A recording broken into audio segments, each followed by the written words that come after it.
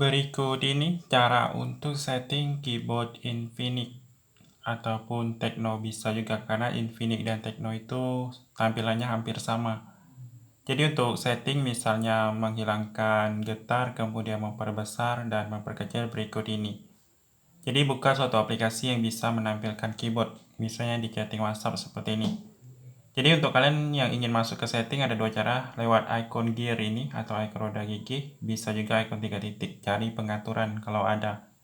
Kalau tidak ada, kalian bisa tekan lama icon koma, gulir ke bagian icon gear, itu masuk juga ke setting. Tapi saya akan jelaskan di bagian ini.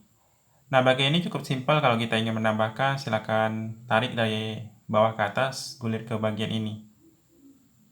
Nah, seperti itu.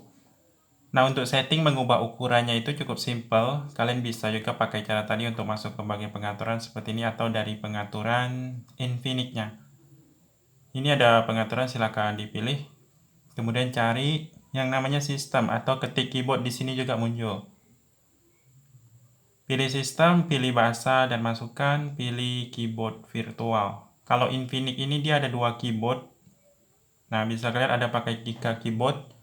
Yang saya jelaskan di sini pakai Google Keyboard. Jadi kalau Google Keyboard untuk mengubah ukurannya itu di sini di bagian preferensi.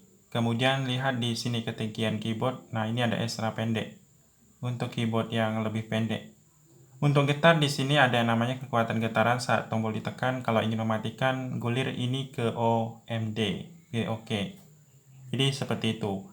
Nah, sekarang untuk setting-setting lain kalian bisa nonton juga yang seperti ini, mengubah bahasanya. Kalau kita ingin pakai keyboard bahasa Inggris yang ini, kalau ingin menghapusnya seperti ini. Kalau untuk menambah di bawahnya kan ada tambahkan keyboard. Tambahkan saja. Nah, tinggal pilih pakai tulis tangan ataupun lain-lain. Misalnya untuk bahasa Mandarin, bahasa Arab itu juga bisa. Preferensi ini bisa menampilkan baris angka, menampilkan tombol emoji.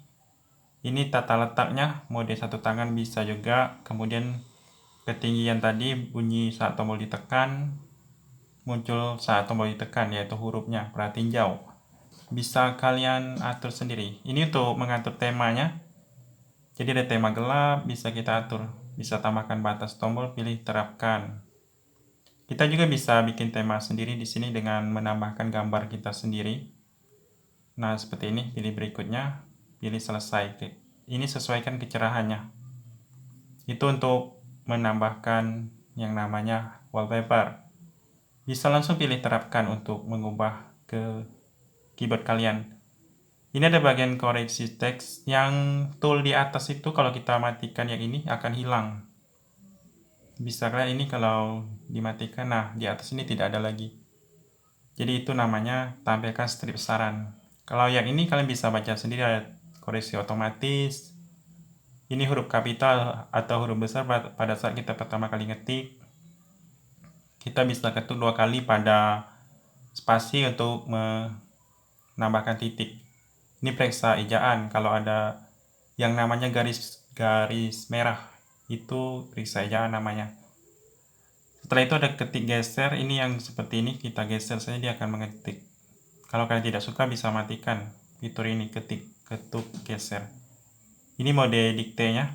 Kalau kita pakai yang ada logo mic pada saat kita ingin mengetik. Ini fungsi papan klip atau clipboard. Kalau kalian ingin setiap menyalin suatu teks tersimpan di clipboard, itu pakai yang ini, aktifkan saja. Ada kamus, emoji, dan stiker.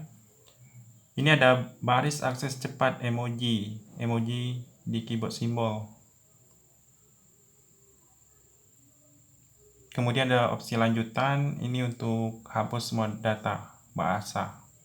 Jadi kalau kita sudah setting seperti ini, nah ada saran emoji kalau kita aktifkan pengaturannya. Tapi itu tergantung masing-masing. Nah, bisa lihat seperti ini. Jadi itu saja, semoga bermanfaat.